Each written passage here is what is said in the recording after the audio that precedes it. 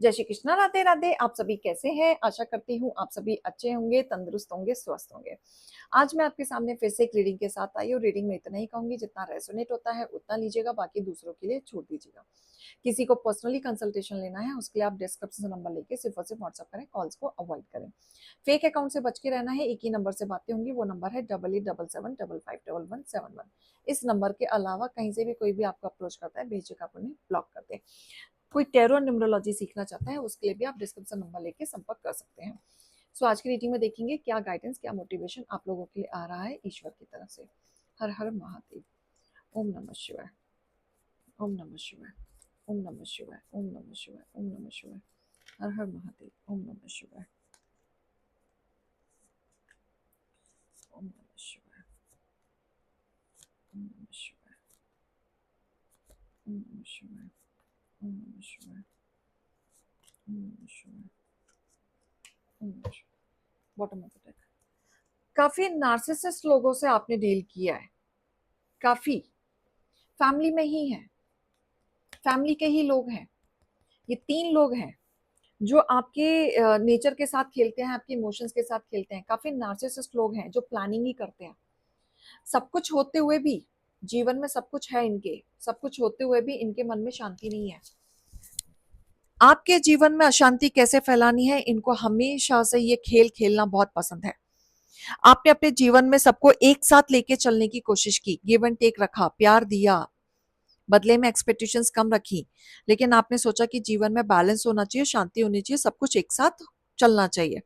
लेकिन धीरे धीरे आपको पता चला कि ये जो लोग हैं बहुत ज्यादा नार्सिसिस्ट हैं।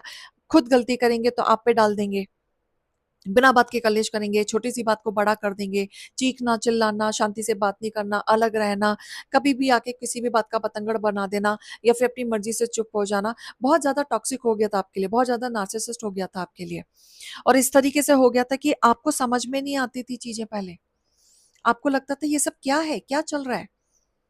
पहले आप समझ नहीं पाते थे, लेकिन जब धीरे धीरे आपकी स्टेबिलिटी खत्म होने लगी या खराब होने लगी या रिश्ते खराब होने लगे, आपको लगने लगा जिस फैमिली को मैं बना के चलने की कोशिश कर रही हूँ वही फैमिली टूटती जा रही है।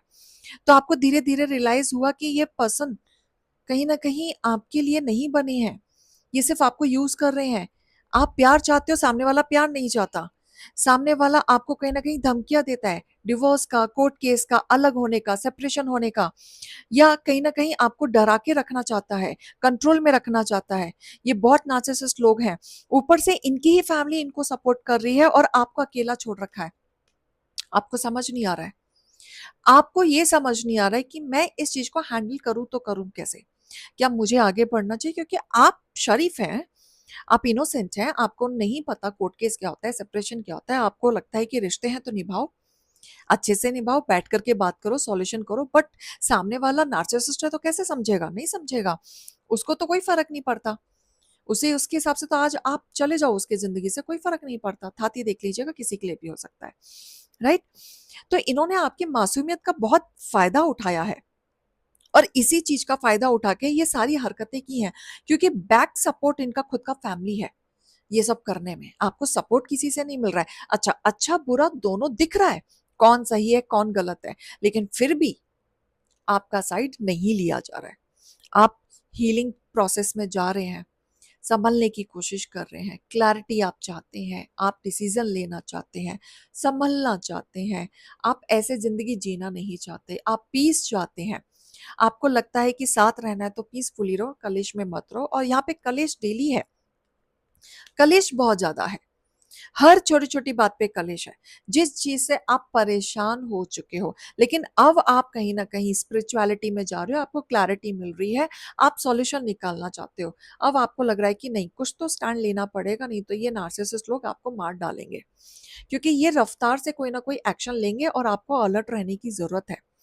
हो सकता है कि रफ्तार से कोई ना कोई एक्शन ले, या आप पे कोई ब्लेम लगा दें, या आपको कोई टॉर्चर करने लगे जहां पे आपकी स्टेबिलिटी खराब हो जाए। तो उससे पहले ही आपको अलर्ट रहने की जरूरत है, क्योंकि ये वो लोग हैं जहां पे आप तो सोच रहे हो कि 4 महीने या 4 हफ्ते में चीजें ठीक हो जाएं तो ठीक है, अदरवाइज आप मूव ऑन कर जाएंगे। आप कहीं ना कहीं होप में जी रहे हैं, ये महीना देख लेते हैं, ये महीना देख लेंगे, अब ठीक हो जाएंगे, अब ठीक हो जाएंगे, ऐसे करते करते आप टाइम निकाल रहे हैं। पर ये बंदा या बंदी, वाइस वर्सा भी हो सकता है, राइट? तो ये सुधरने वाले नहीं है, ये आपके पीछे पड़ चुके हैं। ये वो इंसान है कि ना दूसरों को शांति से रहने दे सकते हैं, ना खुद शांति से रहते हैं। तो इस नार्सिसिस्ट को आपने बहुत झेला है, और अब जब आप एक्शन पे आएंगे और जब आप एक्शन पे स्टैंड लेंगे, इनकी नींव हिलने वाली है, क्योंकि ये हमेशा से आपको डरा के धमका के रखना चाहते थे, जो अब आप न डर के रहोगे ना धमका के रहोगे। अब आप बराबरी में खड़े होगे और बराबरी में हिसाब का बात करोगे, और आप क्लैरिटी में बात करोगे, क्योंकि अब आपने बहुत सहन कर लिया, बहुत बर्दाश्त कर लिया, अब आपसे नहीं हो रहा, सर के ऊपर से पानी जा रहा है। अब आपका ऐसा लग रहा है कि भैया अब क्लैरिटी चाहिए, ऐसा जीवन नहीं जी सकते। तो अब आप जब स्टैंड ले रहे हो और जब आप बोल रहे हो और आइज टू आइज मिला के अपना बात कर रहे हो, तो इनकी नींव हिल रही है, क्योंकि इन्हें लग रहा है कि इतनी हिम्मत आपके अंदर कैसे आ गई। क्योंकि एक इंसान एक लेवल तक झेलता है, एक लेवल तक चुप रहता है, दूसरे लेवल पे आके तो वो बोलता ही है। तो आपने काफी साल झेला है, काफी साल बर्दाश्त किया है, ये सोच के आज नहीं तो कल चीजें ठीक हो जाएंगी, आज नहीं तो कल चीजें ठीक हो जाएंगी, लेकिन चीजें ठीक हो ही नहीं रही हैं। तो आपने यहाँ पे डिसीजन लिया है कि मुझे एक्शन लेना है। अब आप अपने रूडनेस में आएंगे, अब आप अपने जवाब में आएंगे, अब आप अपने औहदे में आएंगे, अथॉरिटी में आएंगे, जहां पे इनकी खिसकेगी। इनके फैमिली वाले भी डरेंगे, ये भी डरेंगे, क्योंकि ये तो डरा रहे थे ना, अब आप डराएंगे, आपकी बातें ही इतनी चुभेंगे कि इनका नींव हिल जाएगा, कप कपाने लगेंगे, परेशान हो जाएंगे। तो इनके पत्ते कट तो आप करने वाले हैं, और इनके पत्ते कट होंगे, क्योंकि अब आप नहीं झेलने वाले, क्योंकि अब आपका दिमाग खिसक चुका है, राइट? तो मैं यहाँ पे गाइडेंस भी देखूंगी क्या आ रहा है।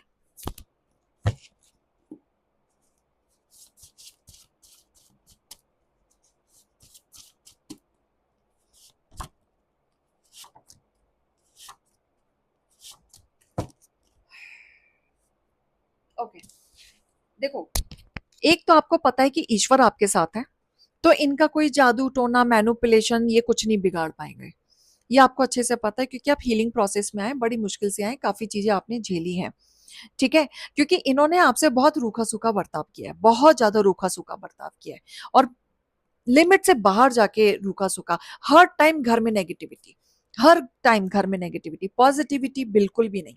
आप पूजा पाठ कर रहे हो, शांति में आप रख रहे हो, आप एनर्जी को बैलेंस करने की कोशिश कर रहे हो सकता है आपने ऑकल्ट साइंस से रिलेटेड कुछ कुछ पढ़ाई भी की हो, ये सोच के कि कुछ तो पता चल जाए, कुछ तो रेमेडी पता चल जाए जो मेरे घर में शांति हो जाए। लेकिन जब एक इंसान चाहता है, दूसरा इंसान नहीं चाहता है, तो नेगेटिविटी कभी भी खत्म नहीं होती। तो आपने ये सोच के पढ़ाई भी की हुई है, ये सोच के आपने रेमेडी भी की हुई है, किसी किसी से पूछ पूछ के भी आपने रेमेडी की हुई है, लेकिन फर्क कुछ नहीं पड़ा, ठीक है? और ये क्या होता है, आपके पार्टनर क्या है, दूसरों के बातों में जल्दी आ जाते हैं। रियलिटी इन्हें पता है, लेकिन इन्हें कलेश करना है, तो इन्हें एक मौका मिलना चाहिए कलेश का, एक मौका। तो एक मौका ये अपने आप ही ढूंढ लेते हैं, किसी ने कान भरा नहीं, कलेश किया नहीं। अच्छा, ये अल्कोहलिक भी हो सकते हैं, बहुत ज्यादा अल्कोहलिक पीना, दारू पीना, फिर कलेश करना, लेट घर आना, या फिर दो दो दिन तक घर ही नहीं आना, और आना है तो कलेश करना, ये ऐसे लोग भी ऐसे भी हो सकते हैं, राइट? तो इसमें भी मैं गाइडेंस देखना चाहूंगी यूनिवर्स की तरफ से। ऑलराइट, हाँ, देखो, आपको ही एक्शन लेना पड़ेगा, आपके बदले कोई नहीं आएगा, आपको ही एक्शन लेना पड़ेगा, आपको ही नेगेटिविटी को हटाना पड़ेगा, तभी आपका कॉन्फिडेंस लेवल बढ़ेगा और तभी आपके जीवन में शांति आएगी। आपको ही करना पड़ेगा, कोई नहीं आने वाला, रिमेंबर दिस। तो आप बिल्कुल करें, एक्शन लें, बात को रखें, स्टैंड लें, नेगेटिविटी को हटाएं, या फिर अपने लिए या अपने घर वालों के लिए। क्लियर? तो रीडिंग और गाइडेंस को लीजिएगा, अभी मैं चलती हूँ। राधे राधे।